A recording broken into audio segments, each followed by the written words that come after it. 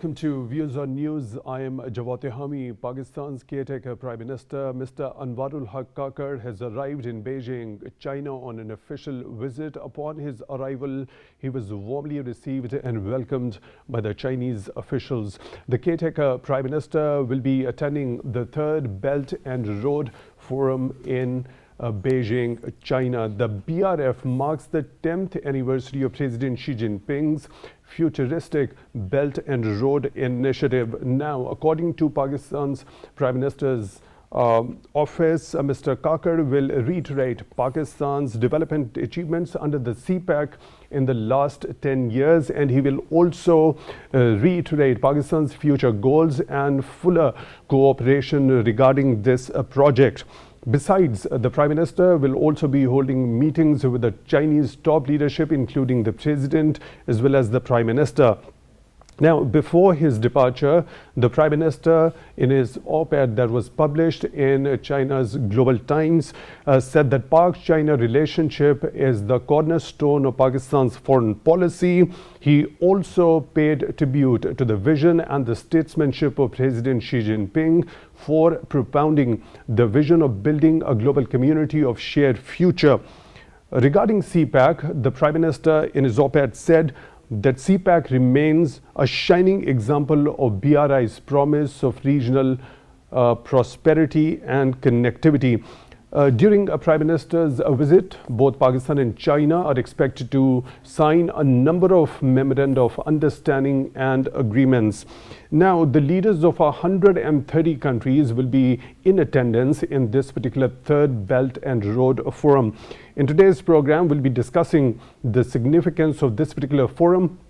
Also, the vision behind the Belt and Road Initiative will also take the historical perspective of the ancient Silk Roads. Also, the achievements of the China-Pakistan Economic Corridor in its first phase, and also the future prospects which are related to China-Pakistan Economic Corridor, especially after its revitalization most recently. We'll also try to take a stock of the overall bilateral relationship between Pakistan and China. For that, we are honored to have been joined in the studio by Mr. Khurram Shahzad. He's senior journalist. Mr. Khurram, thank you very much for your time, for being with us on Views on News tonight. We really appreciate that. Now, let's begin the discussion from the bilateral relationship of Pakistan and China over the decades. What had been the major convergent points between the two countries over the decades? Thank you very much for inviting me on this show once again.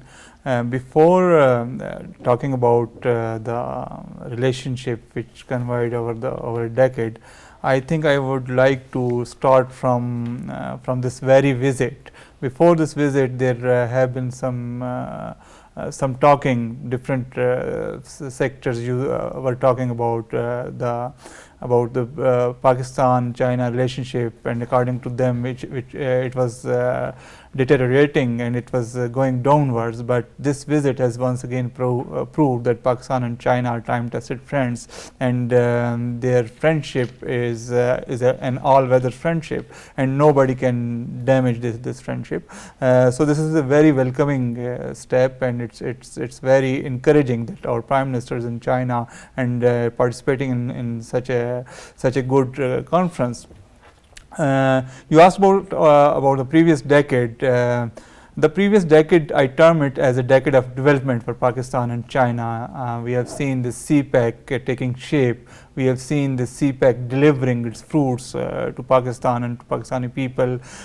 We have seen several motorways having been built. We have seen an orange train, this metro train in Lahore, and several other projects. We have seen Jawad port taking shape. So there are a lot of projects which took shape in Pakistan over the previous decade, and Pakistan and China stood firm on every ground, and not only development but otherwise in international relations and diplomatic relations on international issues. Their voice was one voice. At several stages, Pakistan voiced for China, and at several occasions China voiced for Pakistan. So as I have said earlier, once again we are seeing that Pakistan and China are coming closer, and this is a very good step. Right, looking at this particular statement of caretaker Prime Minister Mr. Anwar Kakar, that Pak-China relations remain the cornerstone of Pakistan's foreign policy. The close time-tested friendship with China enjoys the abiding support of the people of Pakistan. So how this bilateral relationship over the years has fared? What have been the major convergent areas between the two countries over the years that made this particular relationship an all-weather and a time-tested friendship? Mostly it was focused by development. This era was an era of development. As I have said earlier, we have seen several development projects, mostly the motorways and roads, and then industrial zones and several other technological developments.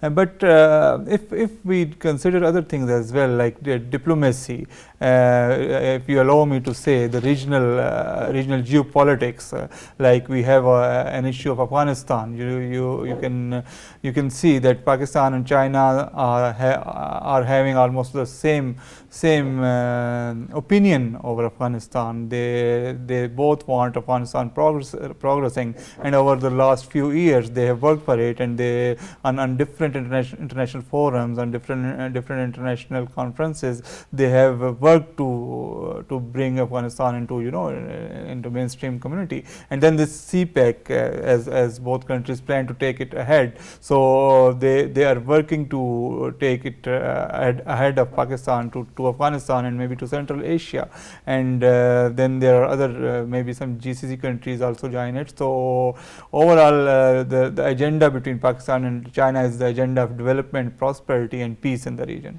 Right. Now looking at the other statements in this particular op-ed by Prime Minister, he has also paid tribute to the vision and the statesmanship of President Xi Jinping for propounding this visionary project of Belt and Road Initiative of shared future of the global community.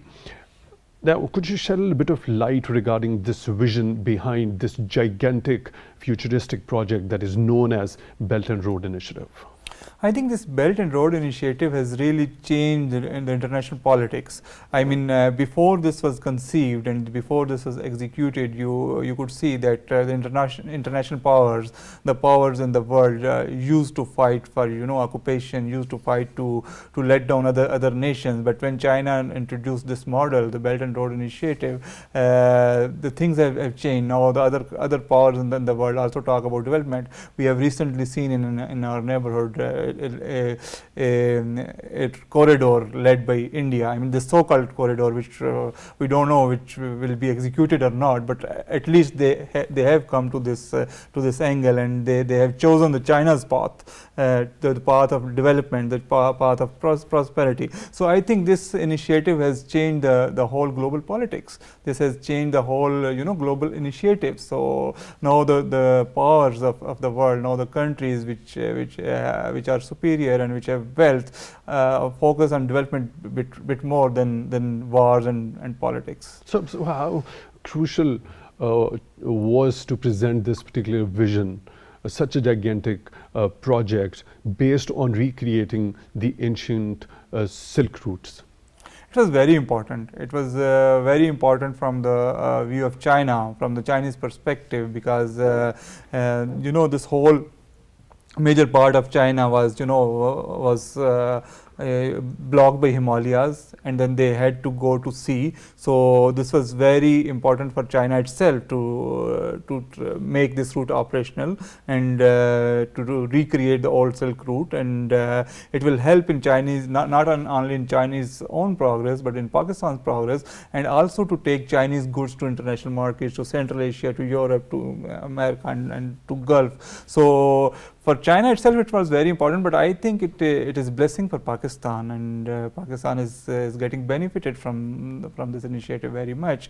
And I think Pakistan should work more to bring more projects related to this Belt and Road Initiative, and they should conceive some more development schemes and development projects which they could offer to China and interlink those projects with this initiative. And the next decade we should see more development, we should see industries taking place, we should see more export zones. So we can work a lot on this. There is still a lot of room to work on this. So specifically talking about taking a historical perspective of the ancient Silk routes, how did they contribute to the welfare and the overall prosperity of the communities at that particular moment in history? I think in the history, this route has been very significant for the trade not only in the region but in the world. And in the ancient times, even at that time, this route helped a lot local communities to prosper, and it was like a source of bread and butter for them. And when the trade convoys move from one place to other place, and they bring with them jobs for local people, food for local people, and a lot of opportunities for local people, opportunities for trade, and opportunities for movement. And I think it is going to happen just like that. So I mean, I was studying before coming over here about Prime Minister Kakar's plans to sign different agreements. So there are MOUs going to be signed, and those MOUs include this several motorways to be constructed on this same route, and to broaden and further develop this KKH. So once it is practical, like Pakistan's plans are to make this KKH an all-weather highway. So if they succeed in that, then traffic will continue to ply for the whole year. So it is very beneficial. So calling it Silk Route, yeah, or the Silk Roads, does it mean that silk was the most sought out commodity at that particular time, on the basis of which this particular route was termed as being the Silk Route? Yes, it was actually this, because China used to, a large producer of silk. So at that time, the convoys brought silk to this part of the world, and that's why it's named Silk Route. So the pivot point of the ancient Silk routes was also connectivity. Now, that is the recreation now we see in the form of Belt and Road Initiative. So how connectivity had been important in the past, and how more relevant it has become now in the modern world? Connectivity has always been a very important part of life. So previously it was, at that time we did not have air routes, we did not have sea routes that much properly, and now we have air routes, we have sea routes, but still road connectivity is very important. It connects one part to the other part via road, and you travel locally, so you go from one community to other community, and this development and prosperity transfers from one city to other state to other state, and then one country to other country. So it's very important, and keeping in view, I mean, the closeness of Pakistan and China, and the closeness of, this part of China to sea through Pakistan, it's very important, this road connectivity. So this third Belt and Road Forum that is going to be held from 17th to 18th, what sort of a message does it send to the entire global community, especially when we talk in terms of 130 countries leaders are going to participate in this one? It gives a very clear message of development. Like I have said earlier, that China has been working for development around the world, around the globe. If you see Chinese work in South Asia, Chinese work in Africa, Chinese work in other places, they always go for development. They always go for development projects. They go for roads projects. They go for connectivity routes, sea routes, road routes, and then they go for industrial zones. So it gives a clear message that China is serious for development, and China wants its agenda to be advanced through development, through development and no other means. So if you use even the negative word of hegemony, if we for a moment, if you assume that China is competing with other powers for hegemony, even they are bringing that hegemony through development, through prosperity, through welfare, and I think that is a good step. Right. So the participation, as you already mentioned, the convergence of views of Pakistani side and the Chinese, especially when it comes to the situation in Afghanistan. This time around in Belt and Road Forum, the representatives of the interim Afghan authorities are also going to participate. How significant do you think this particular forum could be for the Afghan authorities? It is very useful and it's very significant for Afghan authorities. I have been following developments in Afghanistan. Afghanistan is really on the path of development these days. They are attracting local and international investment. They are building factories over there. They are building roads over there. And China has invested a good amount of money over there. And China is very much interested in taking on projects in Afghanistan. So it's a very good opportunity for Afghanistan as well. But what I would like to add is that China wants to get closer to Afghanistan, and Afghanistan wants to get closer to China, but they have to pass through Pakistan. They have to Afghanistan has to reach to China through Pakistan. They can't bypass Pakistan, and the mutual relationship between Pakistan and Afghanistan these days is not very much encouraging due to various reasons and due to various aspects. And I personally feel that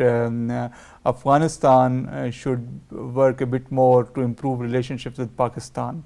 They should definitely work to improve relationship with China, and they should definitely work to enhance their trade and economic ties with China, but they should also work to improve relationship with Pakistan, diplomatic relationships, trade relationships and bilateral relationships, because they are connected to this part of the world through Pakistan border.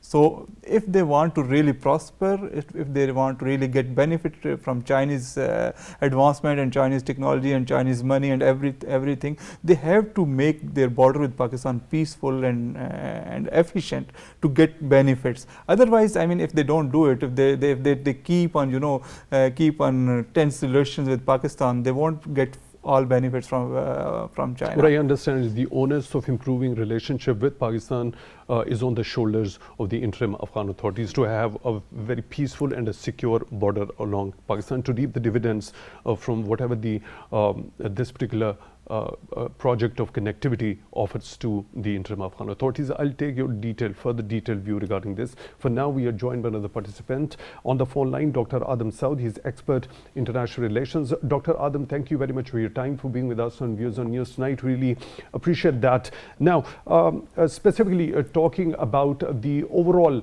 bilateral relationship between Pakistan and China, how this relationship over the decades and years has developed, and what were those major convergent points which gave that force to this particular relationship to thrive even further? Thank you, sir. Thank you very much for taking me. I think everybody knows that Pakistan and China, they are very good friends right from the beginning. And we did not have any kind of conflict. We had a small issue of border, but we resolved that back in 1963. The major development happened after the Sino-Indian border escalation. And that led to close relationship between Pakistan and China. Over the period of time, China and Pakistan, they had been friends, iron brothers, not only in the military domain, but in economic and political domains as well. Both the countries, they supported each other at every regional and international forums, whether it was the UN or any of the regional forums. And we see that China, particularly when it became a permanent member of United Nations Security Council, it supported Pakistan's every stance and every issue where Pakistan and its national interests were involved. Same way, Pakistan played a very important role while bringing US and China closer to each other.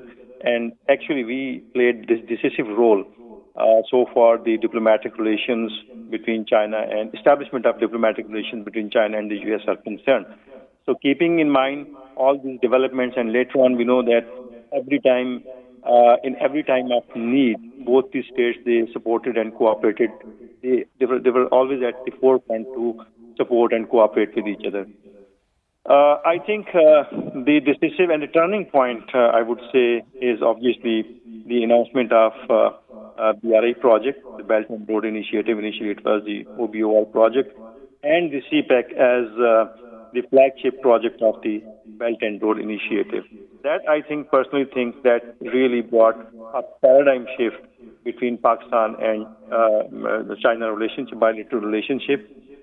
And we see that this the CPEC project actually is not only a Chinese initiative to bring economic development or the strategic importance for China, but it's extremely important for Pakistan because Pakistan needed foreign direct investment at that time. Pakistan still needs that, and that provided an ample opportunity for Pakistan not only to attract foreign investment in the form of transit trade money, but it actually provided us with the energy project. We know that Pakistan had been facing acute energy projects over the period of time, and the CPEC project provided an ample opportunity. Then the road infrastructure, it was developed under the CPEC project, and obviously we know that the development of any country, economic development and social integration, I would say, of any country is primarily based on the connectivity, the infrastructure that connects different regions and people across the country. So I think there had been, different levels of cooperation and points where the relationship between China and Pakistan actually turned and brought more development, prosperity, cohesiveness. But this CPEC project is decisive, I think. I must say it. Right.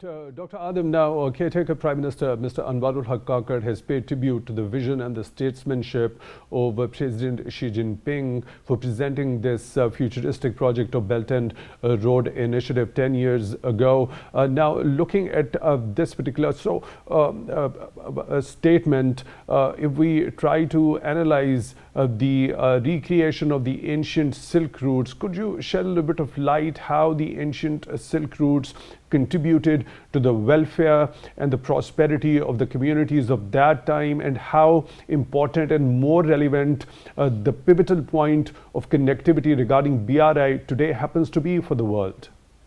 Yes, we know that the ancient Silk routes, they were major trade routes between East and the West at that time. We know that primarily the humanity, it was confined into Asia and east of Europe. Africa, yes, there were people. America was not discovered at that time. So primarily, international trade and international politics, it revolved around the Eurasian continent. So keeping in view, that importance, the strategic importance of this region, the ancient Silk routes brought connectivity between East and the West. And we know that when you have transit trade routes from a particular region, they bring prosperity, economic prosperity, one thing. Secondly, you develop it helps to develop a new kind of culture where people from different regions, from different backgrounds, from different religions, they interact with each other, and a pluralistic kind of society emerges. And we see that over the period of time, this region, the region where today's Pakistan lies, Central Asia, and the Eastern European continent, they had been, they had been at the verge of this crossroad trade, and this trade actually developed a new kind of culture, a new kind of economy into this particular region. But we know when the sea trade routes, they got importance, they were invented. Later on, we see that the importance of these ancient Silk routes, it went down. But with the initiation of this BRI project, we see that the Silk routes, the ancient Silk routes, actually they have been revived. It's not only the CPEC project, but if you look at the broader BRI project, you would see that the Central Asia, China, Central Asia, and West Asia corridor is also very important, where they again try to connect not only the European continent with China, but obviously they need to connect China with the Middle East and in Turkey, and then later on they intend to connect to the African continent as well. So I think another concept that Xi Jinping gave in 2013, besides this BRI, the community with shared future for mankind. So this community with shared future for mankind concept is actually the practical manifestation of the BRI project, that it's not only the economic development of China, but actually it's the development for the whole mankind in future. So I think these Silk routes, whether they were ancient and they have been transformed into the modern Silk routes or the BRI project, they are definitely going to bring the desired results. But the important thing is that how to mitigate the regional conflicts. Particularly, my colleague, my friend, he was talking about Afghanistan. Afghanistan's stability is, I think, central. It's key for South and Central Asia and West Asia connectivity. And China definitely is very much focused on it. It really intends, it really wants that stability in Afghanistan should be brought with the help of all regional states, particularly the immediate neighbors of Afghanistan. Right. Dr. Adam, one last question pretty quickly on this, your view. Over 130 countries' leaders are going to participate in this third Belt and Road Forum. What sort of a message do you think this particular forum sends out to the rest of the world? I think message is very clear, very straight, that China has taken an assertive role in international politics. China is a revisionist power. It really wants to revise the international political structure. Not only China, but the BRIC, and there are certain other states which are always talking about the change in the international political structure. So I think that this forum is not only important for China, but it's very important for Pakistan, because Prime Minister would get a chance to discuss ideas for regional integration with rest of the countries. I would quote 2-3 examples over here. We know that there would be so many MOU signing ceremony and all that, but I think major focus of Pakistan should be with China, at least should be more and more people-to-people connectivity, because we know that there are certain myths, but there are certain realities. There are certain misunderstandings which need to be resolved. And these misunderstandings and myths would be resolved unless, you have more and more people-to-people connectivity. Second important thing is, we know that most probably by the end of this year, we are going to sign the ML1 railway project. That would definitely bring a real change, not only for Pakistan, but for the whole region. We know that there is one concept, one project, that is the Trans-Afghan Railway project, that would be connecting Uzbekistan with Pakistan. So once that railway line is constructed and our ML1 railway project is constructed, that would bring a revolution, I would say, the regional integration and regional trade revolution in the whole region. Lastly, we know that Prime Minister is going to discuss so many things with the regional countries. And I think that our major focus should be towards Central Asia, Afghanistan, and China, because we know that our destiny, our future, it lies within the region. And unless we don't have good relations with the regional countries, not only relations, but more and more trade connectivity, we cannot develop and prosper in near future. Writer Dr. Adam Saud, expert in international relations, joining us on the phone line. Thank you very much for being with us on the show. Now we are joined by another participant, Dr. Hassan Daud. He is former project director of the China-Pakistan Economic Corridor. Dr. Hassan, thank you very much for your time, also for being with us on Views on News tonight. Really appreciate that. Specifically talking about the correlation of the ancient Silk routes, the kind of dividends which were associated with those, and how more important and crucial the current BRI happens to be for the welfare and the development of the communities along it. Yeah, thank you very much, and my apologies at the onset because I'm at the airport on my way to Beijing, so my voice would be intermittent. I think the spirit of Silk Route is extremely vital for all of us to understand. You know, when people start their journey from Xi'an, stop at Peshawar, have their kawa, and then move towards south, and then, you know, from camels to horses to boats. I think this was the overall spirit of the Asian Silk Route. And, you know, when people meet and interact and when they cross border, it creates opportunities for creating wealth and also create opportunities for them to do trade across borders. And on the same spirit, I think President Xi Jinping vision starting from 2013, where he spoke about Belt and Road Initiative and initially was called as the One Belt, One Road. He meaningfully started and stated this in Central Asian country, and then following to that, when he came in 2015 in Pakistan. And I would urge all our scholars to read the script of his speech that he made in Pakistan while addressing both the sessions of our parliament, and where he spoke about the community of shared prosperity and shared destiny. And I think in the same spirit, the Belt and Road Initiative and the Belt and Road Forum is happening this year. I had the privilege of attending both the earlier two Belt and Road Forums, and I can clearly say that in all the discussion that happened and that took place there in the earlier two sessions, all eyes were on CPEC, all eyes were on Pakistan, and we were able to project Pakistan as a good destination for investment. And a lot of investment happened thereafter, and as we have crossed 10 years, we have 6,000 megawatt of energy. We have 580 kilometers of transmission line. We have about 500 kilometers of road and highways and 800 kilometers of transmission line. Today we have optical fiber, and all this is about connectivity of policy. It is about seamless trade.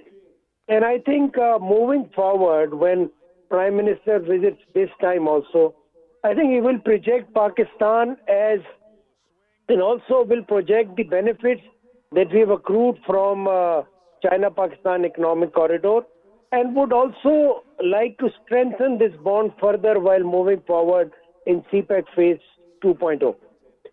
Right, Dr. Hassan, now when we talk about the participation of the leaders of 130 countries in this Belt and Road Forum, do we understand that there is an increased and a more trust of all these countries regarding this particular Belt and Road Initiative? And as we know, many of these countries have already become the part of Belt and Road Initiative. I think more importantly, how the regional politics is shaping, especially to what is happening in Gaza as we speak, and the Russian-Ukraine crisis. I think the world should find means and ways to address the challenges of, I would say, bitter politics. And I think when our Prime Minister meets the Russian President and all the leaders from across the world, he would be speaking about peace and prosperity. And I think President Xi in his speech would also make a mention of how nations should work together closely to alleviate poverty through new means of communication, through new means of digitization, because, you know, as we face the climate challenges, we also see the requirement of having climate resilient infrastructure. And for that, I think only China at this point of time has the strength to support all the developing countries. Again, for me, the more important aspect are the enterprises, global enterprises and companies which are participating in this event as observer. And I think Pakistan should prepare its pitch book well and talk to these enterprises for possible investment in our country, especially in the special economic zones. Right, Dr. Hassan, as you've been yourself the part of the CPEC, now what major focuses were on which sectors in the first phase of this particular China-Pakistan economic corridor?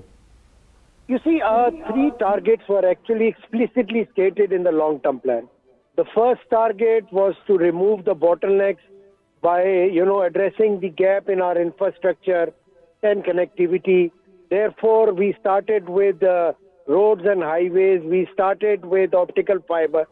On the other account, the issue of scarcity of energy sources, especially for our industrial units, because in our initial study, we realized that because of this scarcity of energy, our GDP growth was hampered by about 2 to 3%. So if energy is, like 7,000 to 11,000 megawatt of energy is provided through CPEC, our issues around industrialization would be addressed and our economy could grow. So therefore, we also address the issues of energy, and again, we also address the issues of the gap between people-to-people connectivity. Therefore, around in the last 10 years, around only in academics circle, about 1,000 delegations have visited China.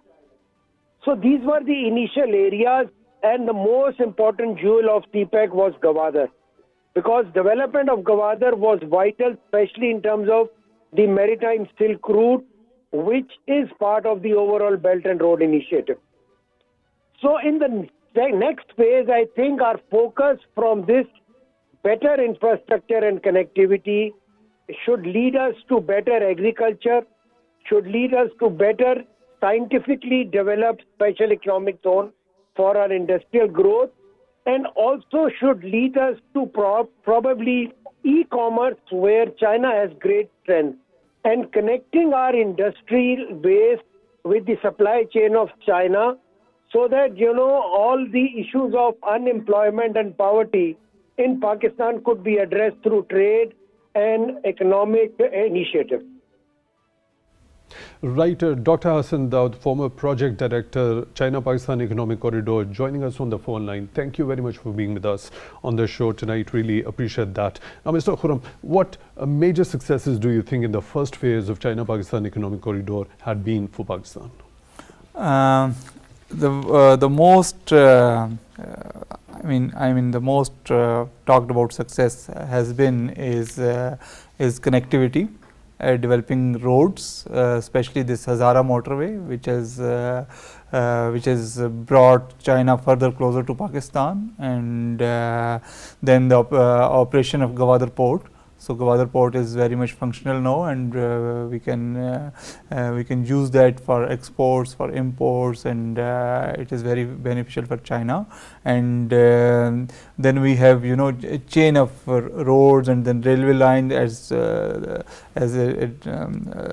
colleague has just said, that we are going to sign ML1. That is also a very welcoming news, and if we succeed in getting ML1 project executed very soon, that will be really good news. And then we have Orient Line Metro in Lahore, and there are some power plants. So a lot of things which have been gifted to Pakistan by China through this CPEC. And I think, as Dr. Hassan said very well, that in future we should look for a developed agriculture, for a more efficient industrial system, and more efficient the whole productivity system. So I think we are going well on this track, and if we continue developing more schemes, if we continue to discuss more avenues with China, I think nobody can stop Pakistan from development, and this Pakistan-China friendship and relationship will be strengthened further. Right, talking specifically about the special economic zones under the CPEC. What's the significance of those, and especially when we talk in terms of generation of employment? Yeah, they are very significant for the generation of employment, and as we have seen recently, Pakistan is a very much import based country. We are importing each and everything, and we are spending a lot of money on exports. So if we are succeeded to develop that economic zone, and we are succeeded to develop industry through Chinese help and through the CPEC projects, that will be will be very beneficial, not for only getting jobs and producing things, but also it will make Pakistan it will take Pakistan away from imports, and we will be an export country instead of an import country. So does it mean there would be the transfer technology and the sharing of the knowledge and expertise also regarding these special economic zones, besides a dividend of creation of job opportunities? Yeah, that is the one point which Pakistani government should focus, because previously we have seen that we have several plants of several car plants in Pakistan. There are several other manufacturing things in Pakistan, but we never transferred technology. We are just assembling those things. We are assembling cars, we are assembling mobile phones, we are assembling other things. So if Pakistan really wants to progress and develop an industry over here, they should go and talk to their partners to transfer technology over here, to transfer knowledge over here. So we should be manufacturers instead of assemblers. So this is the one thing I think which Pakistani negotiators should insist on getting from China or any other partner with whom we are working. So that is the key, and that is the need of Pakistan at this hour. We should get the technology. We should ask our partners to transfer technology instead of just assembling plants. Right. Now, specifically talking about the dividends associated with CPEC. Now, when the second phase, we talk about the agriculture sector. What is there for Pakistan to learn from the Chinese experience in this particular sector?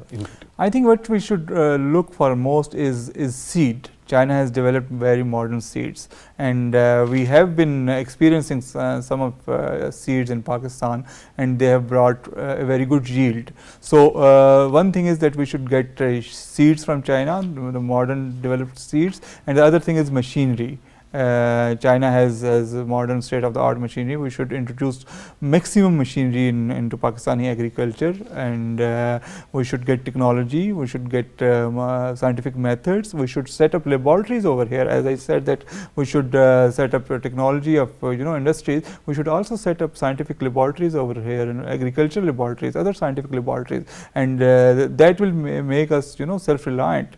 And if we can get it from China, why not? We should go for it, and we should actually talk about it. Our focus should be on transfer of knowledge, transfer of science, scientific laboratories, and transfer of technology. So that should be main focus. So what about the collaboration when it comes to research and development in this sector? Of course, that is what I am referring to. The collaboration is, I'm sure Pakistan is doing some sort of collaboration with China, but we should have laboratories in Pakistan. We should have these R&D facilities in Pakistan, and we should train our youth, our young scientists, our young scholars to research, and they should be, they should be self-sufficient to do modern research and develop modern seeds and all other products which we need. So instead of just getting things like if we buy seeds from China, or we buy machinery from China, or we buy other things, that is not sufficient. The real thing is transfer of technology, transfer of knowledge, transfer of facilities. So we should work on that. Now, under the CPEC, in the second phase, there is going to be emphasis regarding the information technology sector also. So what dividends lie ahead for Pakistan when it comes to this particular sector, collaborating with China under the CPEC? Pakistan is one of the most rapidly progressing country in IT. Recently, we have a lot of new projects. Our new Minister for IT, Dr. Omar Saif, is working very hard to make Pakistan an IT power. And just last week, he announced that Pakistan can be a good place for China to get Chinese fiber optics, and Pakistan can provide a from sea to China route to China, and Pakistan can be a pathway for China to have fiber optics. So there are a lot of things in IT sector which can Pakistan collaborate with China, and which Chinese Chinese government and investors can have a lot of IT projects with Pakistan. Pakistan has one of the largest IT forces, human workforce. So we have a lot of freelancers. We have like thousands of freelancers and IT experts, and they are young, they are qualified. So China can be beneficial from this workforce. Right. One last question. There are a number of MOUs between Pakistan and China that are expected to be inked during this visit of Prime Minister Anwar. One of those happens to be the Highway Research and Training Center. That MOU that is related to it. You already perhaps mentioned regarding this particular thing. What is the significance of this particular Highway Research and Training Center? Yeah, this will help Pakistan to build modern roads. And Pakistan will once again become self-sufficient in developing modern motorways, and will be able to construct modern highways and motorways at its own. And it will also, as I was just saying, that it is actually part of transfer of technology and transfer of research. So once things are already happening in that direction, because but just looking at this name, Highway Research and Training Center, I mean, there is going to be collaboration as far as research in this particular sector is concerned. Yeah, that is what I'm talking about. This center will help Pakistan to produce more road engineers, to produce more experts, and they will be able to build modern highways and motorways themselves. They will make Pakistan self-sufficient in this sector, and it will produce more qualified labor from Pakistan, qualified road experts from Pakistan, and it will help to connect Pakistan throughout across the country. So I think it's very, very beneficial. It's very good. Mr. Khurram Shahzad, senior journalist, joining us in the studio. Thank you very much for taking time out for Views on News Tonight. Really appreciate that. With that, we come to the end of today's show. Till the next one, take good care of yourselves.